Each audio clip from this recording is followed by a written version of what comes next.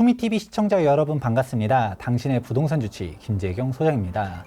2024년 8월 8일 일명 88 부동산 대책이 발표가 되었습니다. 사실 오늘자로 부동산 대책이 발표가 된다라는 말들이 이전부터 있었었는데 솔직하게 말하면 크게 기대를 안 했었거든요. 국토교통부에서 맹탕 정책도 내놓겠지라고 생각을 했었는데 뚜껑을 까고 보니까 생각보다 유의미한 사항들이 많이 담겨져 있었습니다. 물론 여전히 맹탕인 부분들도 없는 건 아닌데 그래도 원래 기대 안 했었던 재개발, 재건축에 대한 유의미한 내용들이 워낙 많이 담겨져 있다 보니까 오늘 이 시간 어떤 사항들이 발표가 되었는지 한번 정리해 보도록 하겠습니다. 2024년 8월 8일 국민 주거 안정을 위한 주택 공급 확대 방안이 발표가 되었습니다. 물론 해당 사항들 관련해서는 모두 다 말할 수는 없습니다. 이제 비아파트 규제 완화나 아니면 신규 택지에 대한 부분들 등등이 있었지만 빠르게 속보로 알려드리는 만큼 유의미한 사항들, 특히 재개발, 재건축 중심으로 해서 설명해 드리도록 하겠습니다. 가장 눈에 띄는 사항은 바로 동의율 요건 완화입니다. 재건축 조합 설립을 위한 동의 요건이 종전의 75% 동의율에서 70%로 완화를 하겠다. 그리고 동별 동의 요건은 기존 과반수 동의를 3분의 1로 변화시키겠다라고 하였습니다. 동의율이 낮아지겠다는 것은 조합 설립을 하기 위한 요건이 훨씬 더 빨라지겠다라는 걸 일단은 1차적으로 느낄 수 있을 거고요. 그리고 재개발, 재건축을 잘 모르시는 분들은 5% 완화한 게 뭐가 그렇게 대단한 거냐 생각할 수 있겠지만 이게 재개발, 재건축 조합원이 한번 돼보신 분들은 그런 얘기 쉽게 못할 겁니다. 이 75% 동의율을 모으는 게 정말 어렵거든요. 70%까지 모았다 하더라도 나머지 이 5%를 모으는데 5년 넘게 걸리는 조합들도 있고요. 조합 설립까지만 10년 넘게 걸리고 20년 가까이 걸리고 이런 조합들도 있습니다. 이 5% 동의율이라는 게 작다라고 하면 작지만 정말 크다라고 하면 큰 숫자다라는 것이고요. 그런데 저는 더 놀란 것은 단순히 5%만 완화한 게 아니라 동별 동의 요건 완화가 더 크다라고 보고 있습니다. 이 동별 동의 요건 완화 같은 경우는 과반수 동의를 3분의 1로 완화하거든요. 그런데 이 동별 동의 요건 완화는 단순하게 동의율 좀 낮췄나 보다가 아니라 바로 상가 지분 쪼개기를 타파할 수 있는 요소라고 보고 있습니다. 재건축 아파트 입주권을 노린 상가 지분 쪼개기 2년 새 6배로 늘었다라는 기사가 있죠. 사실 전국적으로 상가 지분 쪼개기가 정말 심각하고 조합원들끼리의 마찰이 정말 높습니다. 이렇게 워낙 갈등이 심각해지자 국토교통부에서는 9월 26일자로 아파트 상가도 권리산정 기준일을 도입하겠다라고 발표를 하였습니다. 그렇게 권리산정 기준일이 도입이 된 게 언제냐? 2024년 1월 30일인데요. 그런데 기존에 이미 쪼개놓은 곳들은 어쩔 수 없다라는 게 첫 번째. 두 번째로는 이렇게 법을 개정하긴 했지만 권리 산정 기준이 아직 없는 곳들은 여전히 쪼갤 수가 있다라는 게 두 번째 문제점입니다. 해당 사항 관련해서는 일전에 변호사님 모시고서 상세하게 설명한 영상이 있으니 한번 참고해 보시면 좋을 것 같고요. 그런데 이런 문제점이 왜 생겼나라는 거는 사실 법적인 동의 요건 때문에 있었습니다. 도시 및 주거환경 정비법 35조를 살펴보게 되면 재개발 같은 경우는 그냥 4분의 3 동의, 그리고 토지 면적 2분의 1 동의인데 재건축 같은 경우는 토지 등 소유자 4분의 3, 토지 면적 4분의 3만 있는 게 아니라 바로 동별 동의 요건이 있습니다. 동별 과반수의 동의가 있어야 되는데 이게 단순히 특정 동의 반대를 한다라고 해서 막히는 것도 있지만 상가동도 하나의 동으로 보고 있기 때문에 상가 조합원들이 모여가지고 우리 아파트 내놔. 아파트 안 주면 우리 조합 설립 찬성 안 할 거야. 이렇게 하다 보니까 일명 상가 쪽에서 토지 등 소유자를 늘려버리고 알박기, 단체행동을 해버렸을 때 이제 조합 입장에서는 안 줄 수가 없는 문제가 발생하게 됩니다. 그래서 상가도 아파트 받을 수 있는 비율을 0.1로 낮춘다든가 이런 식으로 해서 풀어가게 되는데 문제는 그렇게 낮추게 되면 무엇이 문제가 될까요? 아파트를 받게 되는 조합원 수가 늘어나고 일반 분양 세대 수가 줄어들고 즉 결론적으로 사업성이 악화되면서 분담금이 늘어나게 됩니다. 그렇다 보니까 당장은 어떻게든 조합 설립을 위해서 움직인다 하더라도 사업성 악화 때문에 뒤에 폭탄을 안고 가는 문제거든요. 그리고 지금 재건축을 가는 곳들도 문제지만 새롭게 재건축을 가려는 곳들, 특히 1기 신도시도 상가 쪼개기가 워낙 심각하다 보니까 이런 말도 안 되는 요구들을 하는 곳들이 많은데 이걸 어떻게 풀어야 될까에 대한 고민이 있었던 것 같습니다. 그래서 과반수 동의를 갖다가 묶어가지고 집단 행동을 하긴 좋지만 모든 상가 소유자들이 다 그렇게 무리하게 요구하는 건 아닌 것도 있고, 대지 지분이 넓은 상가들도 있습니다. 다들 그렇게 칼질을 해가지고 대지 지분 3평, 4평 들고 있는 게 아니거든요. 그런 대지 지분이 넓은 조합원 입장에서는 나는 어차피 상가를 가지고 있다 하더라도 아파트 받을 수 있어. 근데 괜히 쟤네들처럼 묶여가지고 상가 비율을 낮추게 되면 사업성 떨어져서 나도 분담금 많이 납부해야 돼. 모든 상가 소유자들의 의견이 일치하는 건 또 아닙니다. 그렇게 고려를 해보았었을 때 이게 3분의 1로만 줄여든다 하더라도 상가 알박기가 완화될 가능성이 높다라는 게 가장 핵심적인 사항이라고 보고 있습니다. 다만 한 가지 아쉬운 점도 있는데요. 바로 무엇이냐면 동의율 요건 완화는 재건축만 해당된다라는 겁니다. 물론 애초에 재개발은 동별 동의 요건이란 게 없긴 하지만 재개발도 75% 동의율로 가는데, 낮춰줄 거면 재개발, 재건축 둘 다 낮춰줘야지. 더군다나 오히려 법리적으로 보았을 때는 재건축은 민간 사업이고 재개발은 공익성이 강화되어 있기 때문에 대표적으로 공공재개발 같은 경우는 동의율이 66%만 돼도 갈 수 있거든요. 그래서 공익성이 강조되는 경우들은 동의율을 좀 더 낮게 하는 경우들이 있습니다. 근데 재개발과 재건축 둘 다 도시 및 주거환경정비법이 있지만, 재건축 같은 경우는 도시 기반 시설이 양호한 곳, 재개발 같은 경우는 정비 기반 시설이 불량한 곳을 대상으로 하고 있는 만큼 사실 재개발이 공익성이 더 크거든요. 그러면 재개발의 동의율을 먼저 낮춰주지는 못할 망정 적어도 같이 낮춰줘야 되지 않을까라는 아쉬움은 있습니다.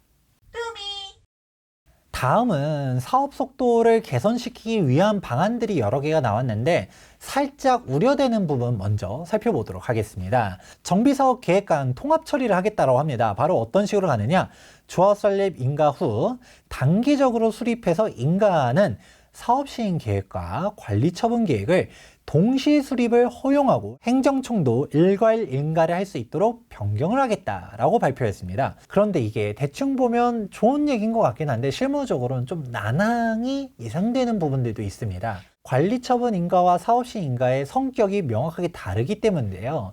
이 부분을 설명하기에 앞서서 일단은 좋은 거 먼저 설명하도록 하자면, 정비사업 절차를 간소화하면서 통합 심의를 확대하도록 하겠다는 얘기들이 있습니다. 사업시 인가를 받기 위해서는 각종 인허가들을 받아야 됩니다. 대표적으로 유명한 게 교통영향평가라든지 교육환경영향평가라든지 건축심의가 유명하고요. 그 외로도 10개가 넘어가는 수많은 인허가를 다 받아야 그거를 모아서 사업시행 인가를 받게 됩니다.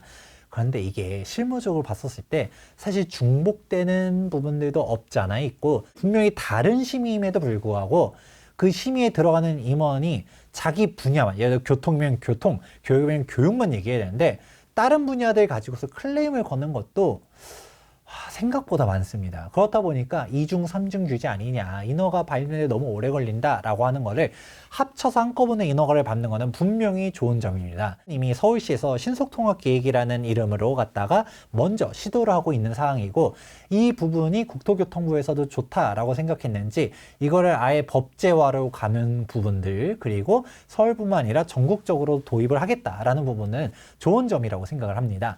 이렇게 사업시행 인가 전에 통합심의를 하는 사항은 저는 정말 좋은 사항이라고 말씀드리고 싶지만, 사실 재개발 관리처분인가 사업시행 인가는 통합하기에는 성격이 좀 다릅니다. 조합 설립 인가, 사업시행 인가, 관리처분 인가의 성격을 보았을 때 조합 설립 인가는 동의율 75%를 받아서 조합원들이 이제 동의가 되면 움직일 수 있는 사항인데, 사업시행 인가라는 거는 관청의 인허가를 받는 게 바로 사업시행 인가입니다. 그래서 이거는 조합원이 뭐 어떻게 할 수 있는 게 아니라 관청에서 인허가를 빨리빨리 해주면 빨리 넘어갈 수 있는 요소인 거고, 관리처분인가라는 건 뭐냐, 오히려 역으로 관청이 개입하는 게 아니라 조합원들끼리의 다툼과 화합이 돼야지만 움직일 수 있는 게 바로 관리처분인가입니다.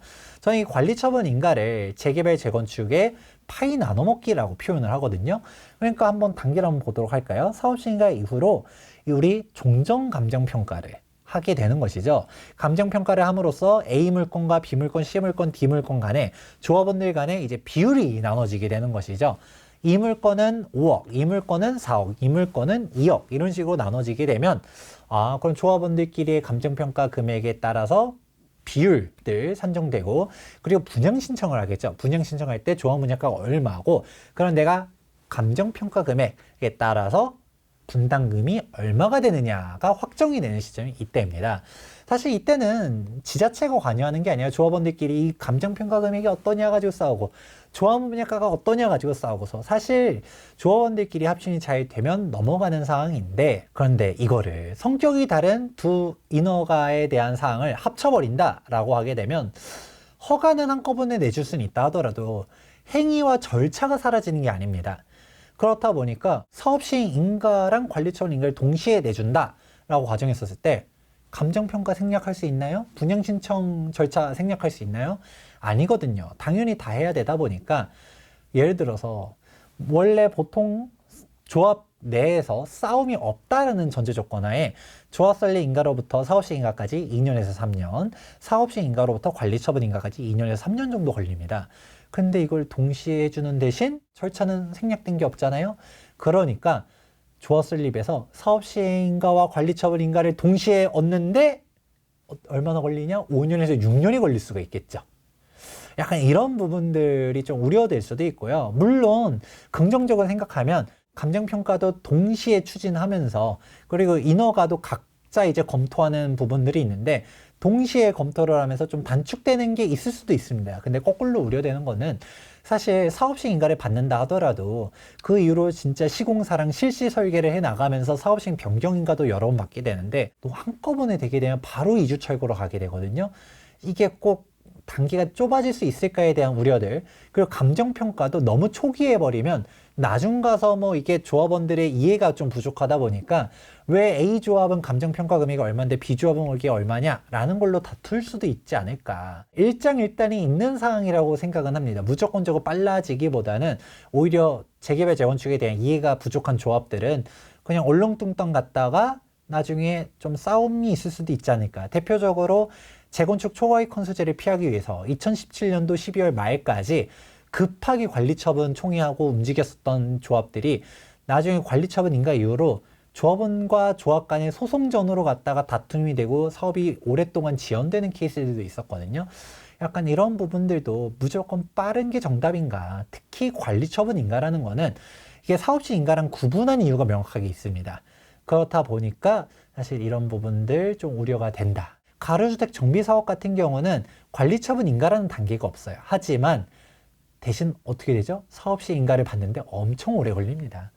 그리고 가로주택 정비사업 금방금방 될 것 같지만 막상 보면 그렇게 빨리빨리 사업 진행이 안 되거든요. 왜냐면 우리가 인허가만 한꺼번에 할 뿐이지 단계와 절차, 그 행위가 없어지는 게 아니라는 것도 이 부분 좀 인지하실 포인트다라는 부분 설명해 드립니다. 물론 이게 국토교통부가 이런 부분들을 몰라서 했다라기보다도 좀 알면서도 좀 긍정적인 측면을 더 생각하지 않았을까라고 생각합니다.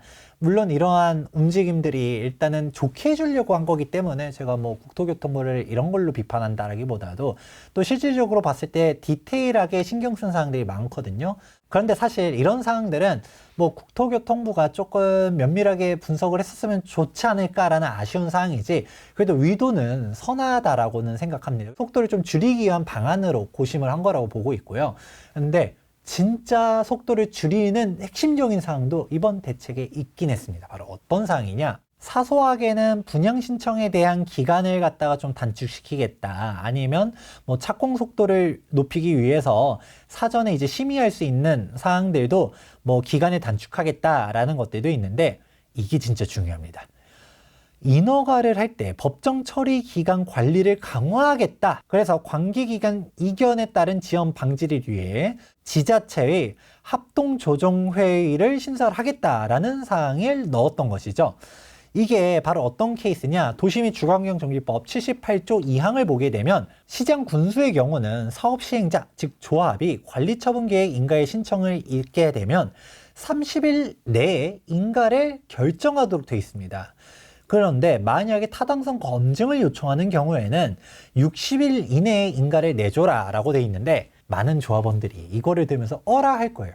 30일이면 한 달이잖아요. 그리고 60일이라 하더라도 2달 낸데 관리처분 총회하고 접수를 뭐 그 다음 주든 뭐 늦장 부려서 보름 내에 했다 하더라도 실제로 인허가 나는 거는 언제죠?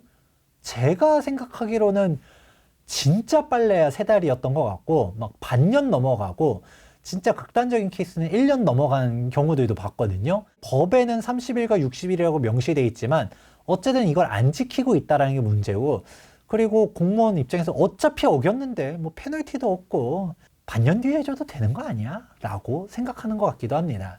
그런데 이런 부분들을 갖다가 국토부가 아예 치고 들어가서 꼼꼼하게 이제 광역으로 갖다가 검토를 하겠다라고 하니까 해당 인허가를 내줘야 되는 지자체장 입장에서는 좀 더 압박을 가해질 수 있는 상황이라 보고, 괜히 불필요한 지연을 단축시킨다라는 점에서는 이거는 진짜 중요한 대책이라고 보고 있습니다. 그 외로도 금융지원 강화 사항들도 있습니다. 많은 재개발 재건축 조합이 초기에 돈이 없어가지고 진행을 잘 못하는 경우들도 있습니다. 시공사를 선정해야지만 그때 이제 돈을 대여받아가지고 움직이는 사항들이 있는데요. 근데 이런 부분들 역시도 융자를 초기에 받을 수 있도록 적정 수준의 지속 검토도 해주겠다. 그리고 시공사들도 적극적으로 수주를 할 수 있도록 해당 정비사업 리스크 가중치를 축소하겠다라는 사항들도 넣어놓고, 아무래도 금융에 대한 부분들을 좀 풀어주는 사항들도 있고요. 용적률 완화에 대한 사항도 있습니다. 근데 용적률 완화 자체는 이게 핵심이 아닌 것이죠. 왜냐하면 용적률 완화가 된다 하더라도 기부 채납이 많으면 사실 앞에서 줄여줘도 뒤에서 떼이는 부분들이 있는데, 임대주택 비율도 완화해 주겠다. 최근에 서울시가 발표한 보정개수 적용하는 사항들도 넣었습니다. 따라서 임대주택에 대한 비율을 종전의 25%에서 15%까지도 감소할 수 있겠다라는 거는 정말 좋은 사항이고요. 그 뒤로 임대주택에 대한 매입 비용도 상향시켜주겠다는 사항이 있는데, 사실 이 부분 관련해서는 이미 발표한 사항이긴 합니다. 2024년도 4월 달에 임대주택 가격, 인수가격 상향하겠다라고 했지만 사실 기존의 표준건축비에서 기본형 건축비로 바꾸겠다고도 아니고 기본형 건축비의 80%로 바꾸는 거거든요. 근데 그렇게 바꾼다 하더라도 지금도 여전히 원가 인정도 안 되는 게 문제입니다. 해당 원가 인정이 왜 안 되느냐는, 건축비 산정은 공급 면적을 기준으로 가는데 우리가 실질적으로 아파트를 지을 때는 지하 주차장이라든지 커뮤니티 등의 기타 공용 면적들도 존재합니다. 근데 해당 면적들에 대한 공사비를 인정해주고 있지 않기 때문에 실질적으로 기본형 건축비 100%를 인정해준다 하더라도 사실 조합 입장에서는 손실입니다. 이 손실이 조합 관계자분들한테 물어보니까 임대주택 하나 지을 때마다 2억씩 손실이라고 합니다. 그러면 임대주택이 예를 들어 300세대다, 500세대다 라고 하면 600억에서 1000억의 손실이 조합에다가 떠넘기게 되는 구조가 됩니다. 그러면 이런 사항들이 예전에 사업성이 좋았을 때, 공사비가 그렇게 높지 않았을 때는 합리적이라고 볼 수 있겠지만 지금처럼 공사비 부담이 높아졌을 때는 원가 정도는 인정해줘야 되지 않느냐라고 생각을 하고 있습니다. 해당 사항에 대한 디테일한 사항은 일전의 영상 참고해 보시면 좋을 것 같습니다. 다음으로는 취득세 감면이 있는데요. 1주택 원조합원이라든가 규제 지역이 아니냐, 아니면 금액 기준들이 있긴 하지만 최대 40% 범위로 감면을 해준다라고 합니다. 취득세를 언제 또 내냐라고 할 수 있겠지만, 우리가 보존 등기 나고 이전 고시 할 때 시점에 우리가 이전 등기 치잖아요. 그때 토지분 취득세는 이미 한번 납부했지만 건물분 취득세를 또 납부하긴 합니다. 물론 이게 보존 등기 취득세율로 가기 때문에 2.96%밖에 되지 않아서 그렇게 부담이 되지는 않지만, 뭐가 됐던 간에 취득세를 감면해 준다라고 하면 땡큐긴 한데 재건축만 해주지 재개발은 왜 감면을 안 해주지에 대해서는 조금 아쉬운 게 있긴 합니다. 물론 재개발에서도 감면 규정들이 있긴 하다 보니까 그래서 안 했나 싶기도 하지만 재개발도 맞춰주면 좋겠다라는 생각 조금은 들고요. 건축규제 완화 사항들도 있습니다. 도시계획위원회 심의에 대한 건축물 높이 제한, 공원 녹지 확보 기준 등을 완화해 주겠다라는 사항들, 그리고 이거는 정말 혁신적이라고 보는데 면적 기준을 폐지하겠다라고 합니다. 사실 기대도 안 했었던 건데 정말 핵심적인 사항이거든요. 종전에는 재개발 같은 경우는 80% 이상을 85제곱미터 이하로 공급하도록 돼 있고, 과밀 억제권형 내 재건축 60% 이상을 85제곱미터 이하의 중소형 평형으로 공급하도록 돼 있습니다.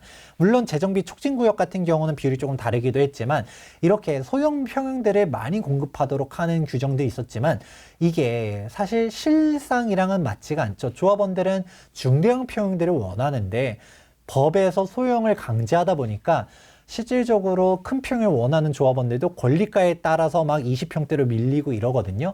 근데 큰 평수를 만들 수 있도록, 즉 기회를 열어주는 거죠. 사실상 지금 집값이 비싼 거는 서울의 신축 아파트, 여기서 대형 평형이 희소성이 점점 더 높아지고 있는데, 즉 유효 공급을 하기 위해서는 사람들이 원하는 공급이 필요하다라는 것을 국토부가 인지했다라는 거에서 정말 유의미하다고 볼 수 있습니다. 그동안의 국토교통부는 어땠나요? 숫자 채우기에 급급한 모습들을 보여줬었습니다. 대표적으로 상기 신도시 공급을 한다 하더라도, 특히 신혼부부 공급을 했었을 때 신혼부부 공급인데 이게 85제곱미터도 거의 없고, 있어봤자 막 5구 타입, 이것도 많지도 않았습니다.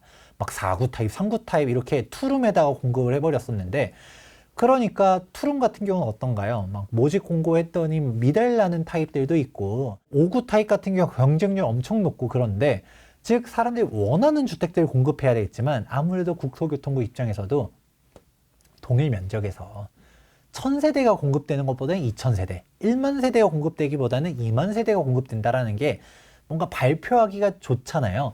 그런 식으로 뭔가 자꾸 세대수를 쪼개서 움직이는 부분들이 있었는데, 진짜 사람들이 원하는 주택 공급이 무엇인지에 대해서 인지를 했다라는 거에서 저는 정말 유효한 대책이라고 보고 있습니다. 그리고 그 외로는 용도를 좀 더 다변화할 수 있도록 바꾼다라는 사항들도 있었고요. 그리고 이게 정말 핵심입니다. 재건축 초과이익 환수 부담금제를 이제 폐지하도록 하겠다라는 사항인데요. 사실 여러분은 이미 이거는 들어보자마자 딱 깨우친 게 있을 겁니다. 국토교통부가 아무리 폐지한다 하더라도 폐지를 하고 싶다라는 거지, 폐지는 누가 해야 되는 거죠? 국회가 해야 되는 거죠. 아무래도 지금 현재 다수당 입장에서는 재건축 초과이익 환수 폐지에 대해서 관심이 없는 상황, 좀 더 노골적으로 얘기하면 반대를 하는 사람이다 보니까 폐지는 어려울 거라고 생각은 합니다. 하지만 폐지가 어려울 거라고 해서 이런 대책을 내놓지 않는다라는 거는 저는 좀 무책임하다고 보고요. 명확하게 정부 대책으로서도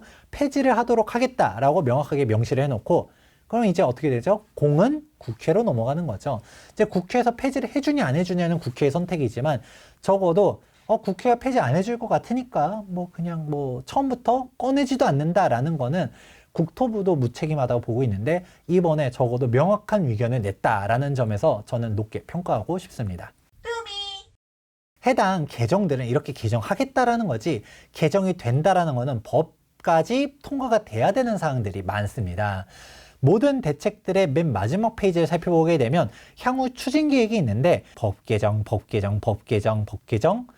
내규 개정, 시행령 개정도 있지만 사실 대부분은 법 개정안들이 많습니다. 그러면 여기서 살짝 실망을 하실 수는 있을 거예요. 국회 통과가 될까에 대해서 물론 어려운 난관들은 있을 거라고 봅니다. 물론 여야 할 거 없이 재개발 재건축이 필요하다라는 공감대가 있다라고 하면 어떤 거는 통과시켜주고 어떤 건 통과시켜주지 않겠죠. 대표적으로 재건축 초과이익 환수제는 가장 대립이 심할 정책이라고 보고 있고요.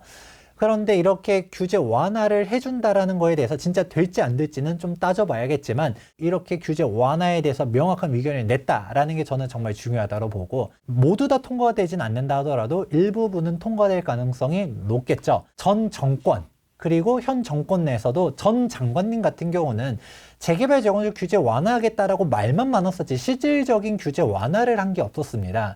근데 현 장관님의 국토교통부에서 이것만으로 사업성 개선이 획기적으로 된다까지는 아니라 하더라도 디테일한 측면에서 신경 쓴 게 많이 보였다라는 거를 저는 높게 평가해주고 싶습니다. 물론 이번 대책을 통해서 사업성이 확실하게 개선되는 건 또 아니다 보니까, 여러분들은 저희가 일전에도 영상 올렸었던 것처럼 무적정적으로 묻지마 투자를 하는 게 아니라 입지 따져보고 사업성 분석들 꼼꼼하게 필요하긴 합니다. 이런 분석은 당연히 필요하지만, 여기서도 당연히 이런 규제들이 완화가 되면 좋아지면 좋아질지 나빠질 게 아니기 때문에 당연히 이런 대책들은 환영한다고 볼 수 있고요.